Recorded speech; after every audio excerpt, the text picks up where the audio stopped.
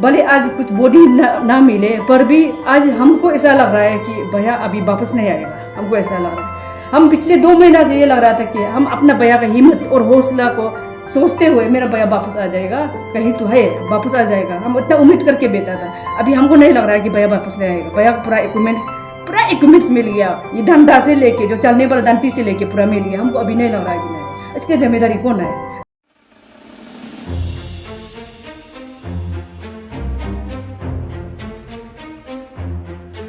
खास अगर सीधा मैं कहूँगा ये डीसी इस कमिंग का फॉल प्ले का वजह से आज हम लोग का सर्च ऑपरेशन न फेल हुआ। तो उस सर्च ऑपरेशन को फेल को चलते हुए देखते हुए हम अपना जो फैमिली का ओर से 13 member put based search rescue operation team ने आज कैंप 2 में पहुंचा और कैंप 2 में पहुंच के क्लू मिला। इस क्लू को आप सबको बताने आया क्योंकि डीसी साहब ने कहा था कि अगर ताजिद शोरूम को बेचता है तो तारू भाई को बेचता है तो वो क्या सुपरमैन है क्या, वो कुछ मिलेगा। फैमिली के हिसाब से हम लोग के हिसाब से वो सब सुपरमैन है। अगर उसी समय पहुंचता आज जिंदा भी मिलता था। आज कैंप 2 में पहुंच गया, कल कैंप 2 में पहुंच के आज कैंप 2 में पहुंच गया। कैंप 2 से आगे जाके आज हमारा ताजिद शोरूम तारू हाई तना लोई और ये चंजिंग बात है, इन्होंने मेरा भैया का सामान पूरा मिल गया। मेरा भैया का जितना सामान को मिल गया वहाँ पे टेंट को भी मिले, स्लीपिंग बैग मिले। भैया के साथ में जो इक्विपमेंट हम पुलिस को मिसिंग रिपोर्ट में साथ में लिख के दी तो एक इक्विपमेंट आज पूरा मिल गया। आज सुबह 10 बजे मिल गया। इनका कहना यह है कि हम जब आगे आ जाता तो हमने कुछ कर भी पाता। अभी बर्फ इतना गिर गया है कि बेस कैंप तक बर्फ पहुंच गया। इन्होंने खुद रिस्क लेके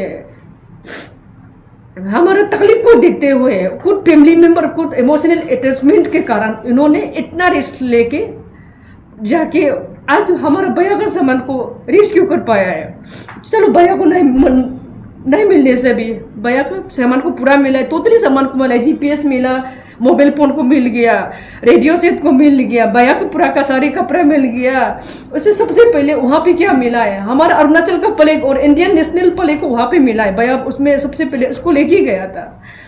अभी आप लोग ही बताइए मुझे, तो हम इसलिए हमारा अरुणाचल का जितना ऑर्गेनाइजेशन है, जितना कम्युनिटी है, हम ये एक बात आप लोग को पूछना चाहती हो, इसका जिम्मेदारी कौन है? अगर ताजिद शोरूम और तंग बगन सर हमको इतना कोऑपरेट कर रहा था, माउंटेनियरिंग टीम हमको इतना कोऑपरेट कर रहा था, तो डीसी क्यों उसको नहीं भेजा है? वो कौन ऑब्स्टिकल डाला है कि उसमें नहीं भेजने के लिए? डीसी हमको ये जवाब देना पड़ेगा।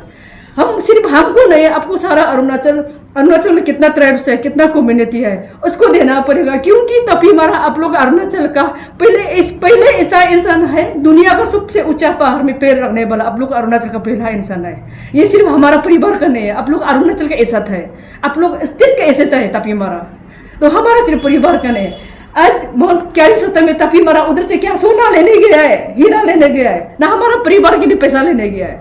वो सिर्फ इसलिए गया है कि हम पास एवरेस्ट है अरुणाचल का, हम पास एवरेस्ट होने के नाते हम स्टेट के लिए कुछ करना है बोल के वहाँ पे गया है, तो हमारे लिए नहीं गया है।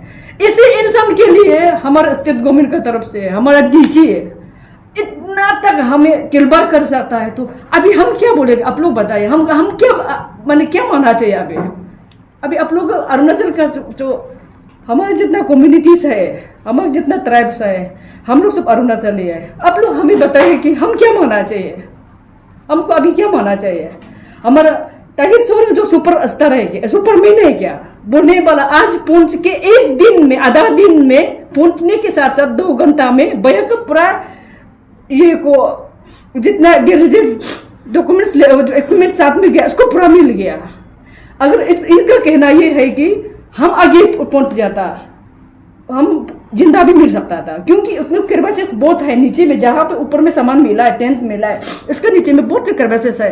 और क्रेवासेस पूरा बर्फ से पूरा बढ़ गया, तो पूरा टेंट को भी बर्फ से पूरा ढका हुआ था। उन्होंने कूद के निकला है, 4 बंदा कूद के निकला है, उन्होंने टेंट को भी निकला है। सब कुछ जो सामान ले गया उसको मिल गया। तो इसका जवाब कौन है?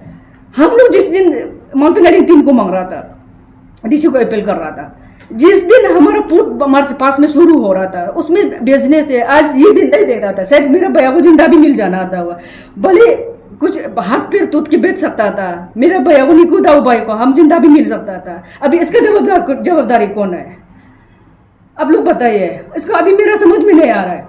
इसलिए ना अब देखिए, अरुणाचल में सबसे पहले अरुणाचल के चारों ओर ग्लेशियर सराउंडिंग है। हाँ, इसी जगह में हमारा माउंटेनियरिंग का बहुत वैल्यू है, बहुत इम्पोर्टेंट है। ये इम्पोर्टेंट को आप लोग पता है, हमें पता है, लेकिन डीसी को भी पता होना चाहिए। डीसी एक डिस्ट्रिक्ट एडमिनिस्ट्रेशन है। हमारा सीएम सर को पता होना चाहिए कि सीएम सर का इलाका में भी ग्लेशियर है। वो ग्लेशियर का उसका इम्पोर्टेंट क्या है? ग्लेशियर का उस पार में पूरा चाइना बहता हुआ है। अगर हम किसी दूसरा कंट्री को हम मुकाबला करना है तो हम ग्लेशियर का एक्सपर्ट भी चाहिए। ये चीज सब के लिए ये सबको एकदम ये सोचते हुए, माइंडेड करते हुए भैया ने अपना लाइफ आज ऐसे लाइफ सेक्रीफाइस कर दिया। भले आज कुछ बॉडी ना मिले पर भी आज हमको ऐसा लग रहा है कि भैया अभी वापस नहीं आएगा। हमको ऐसा लग रहा है, हम पिछले 2 महीना से ये लग रहा था कि हम अपना भैया का हिम्मत और हौसला को सोचते हुए मेरा भैया वापस आ जाएगा, कहीं तो है वापस आ जाएगा, हम इतना उम्मीद करके बैठा था। अभी हमको नहीं लग रहा है कि भैया वापस नहीं आएगा। भैया पूरा इक्विपमेंट्स मिल गया, ये डंडा से लेके जो चलने वाला डंटी से लेके पूरा मिल गया। हमको अभी नहीं लग रहा है कि नहीं है। इसकी जिम्मेदारी कौन है? इसका जिम्मेदारी सिर्फ डीसी इज कमिंग सेपा है, सिर्फ डीसी है। अभी हम डीसी को क्या करना चाहिए? अभी हम गवर्नमेंट को वही बात ये बोलना चाहते, एक बात रखना चाहता है गवर्नमेंट के साथ। गवर्नमेंट मानना नहीं मानना गवर्नमेंट का ऊपर है, क्योंकि गवर्नमेंट तपीमरा एक अरुणाचल का पहला इंसान है। अरुणाचल का नाम सबसे दुनिया के ऊंचे पर्वत में ले जाने वाला पहला इंसान है बोल के दिल में तोड़ा भी, इसका दिल में रेस्पेक्ट है। तो अरुणाचल गवर्नमेंट सेपा डीसी को सस्पेंड कर दीजिए। अरुणाचल गवर्नमेंट सेपा डीसी को सस्पेंड कर देना पड़ेगा। और दूसरा बात ये है, अगर जरा से भी भैया के लिए इज्जत है तो डीसी सेपा को इस कमिंग को अरुणाचल गवर्नमेंट सस्पेंड कर दीजिए। और दूसरा बात ये है कि हमने 2 महीने से सेपा ईटानगर आना जाना करके भैया का क्वार्टर में हम बैठा हुआ है, अभी रुका हुआ है। तो डिपार्टमेंट सामने है, स्पोर्ट्स डिपार्टमेंट का ऑफिस लगभग 100 मीटर 200 मीटर के डिस्टेंस में है। स्पोर्ट्स कैंपस का अंदर में क्वार्टर है। हम डे 1 से अभी तक कोई भी स्पोर्ट्स डिपार्टमेंट का कोई भी स्टाफ, भले एक सिंगल स्टाफ भी हमारे घर में विजिट करते हुए दिखाई नहीं दे रहा। हमें कुछ अपडेट लेते हुए दिखाई नहीं दे रहा है। हाँ, तो ये बात क्या है? स्पोर्ट्स डिपार्टमेंट को ये काम करना चाहिए, update sports department, sports youth department, जहाँ बात भैया का जो कंसर्न डिपार्टमेंट है इसको करना चाहिए। भैया का कंसर्न डिपार्टमेंट क्यों हमें मिलने नहीं चाह रहा है? क्यों किस लिए कोशिश ना कर रहा है कि इसका एडवेंचर प्रमोशन ऑफिसर मिसिंग है, तो विद ये का साथ में इसका मूवमेंट ऑर्डर का साथ में मिसिंग है। स्पोर्ट्स डिपार्टमेंट ने मूवमेंट ऑर्डर दिया है, मूवमेंट ऑर्डर अभी मेरा पास में है, मूवमेंट ऑर्डर दिया है, मूवमेंट ऑर्डर का साथ में मिसिंग है। और क्यों मैंने ढूंढना नहीं चाह रहा है? क्यों कोशिश नहीं कर रहा है? क्यों फैमिली से क्यों मिलना नहीं चाह रहा है? हम फैमिली स्पोर्ट्स डिपार्टमेंट को हमको मिलके कुछ मदद करो, वो नहीं बोल रहा है। आपका डिपार्टमेंट का स्टाफ मिसिंग हुआ है, आप क्यों ढूंढना नहीं चाह रहा है? इसमें भी एक सवाल है, उसमें बहुत बड़ा सवाल है। और बाकी बात और बोलने के लिए बहुत है। हम जब हमारा टीम पहुंच जाएगा उसमें आप लोगों को एक बार मिलेंगे।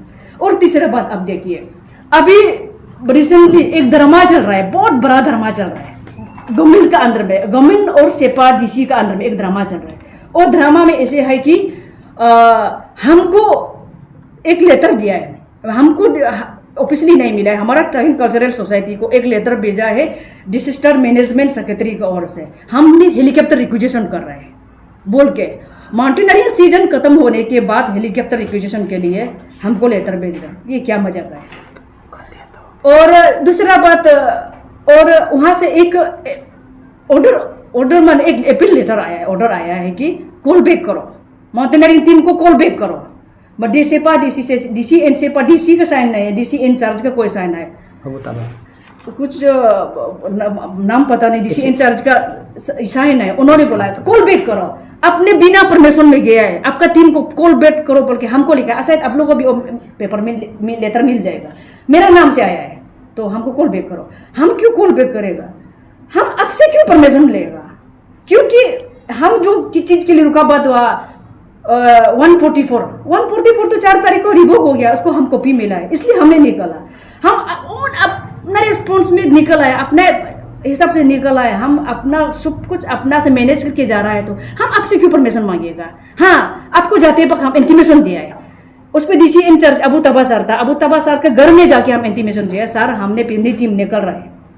और एसपी सर को भी, एसपी इंचार्ज डीएसपी था, डीएसपी सर के चैम्बर में भी जाके हमने इंटीमेशन दिया, सर हम निकल रहे हैं बोल के इंटीमेशन। इतना इंटीमेशन हमारे लिए काफी है। हम कोई उधर कुछ गद्दारी करने जा रहा, चोरी करने जा रहा था, तो कुछ गलत करने जा रहा था, अब क्यों हमको कॉल बैक करो बोल के देखा। माने उसमें रुकावट करने के कारण क्या है, डीसी हमको बताना पड़ेगा। अगर रुकावट करने के कारण हमारा ये रेस्क्यू एंड ऑपरेशन, मेरा भैया तपीमर और निकुदाऊ के लिए जो रेस्क्यू में जो भी रुकावट डाल रहा है, अगर डीसी का तरफ से नहीं है, कहीं और दूसरा एंगल से रुकावट डाल रहा है भी, तो डीसी हमें बता दीजिए, आपको हम सेंटीमेंट नहीं होगा। डीसी को भी बोल रहा है, डीसी को हम सेंटीमेंट नहीं होगा। लेकिन ऐसे कुछ रीजन नहीं देगा तो डीसी जवाबदारी है, डीसी जवाब देना पड़ेगा। अगर ये रेस्क्यू टीम उसी दिन पहुंचता, क्यों जिंदा ना मिला? दिस इज कंफर्म, पक्का ही मिलना था। मतलब क्या है, this is only because of this is negligence, this is Paul play, confirm है ये। इट कैन बी से Paul play by deputy commissioner is coming. So we request the government, he must not release from the is coming district as deputy commissioner, and he must place under suspension.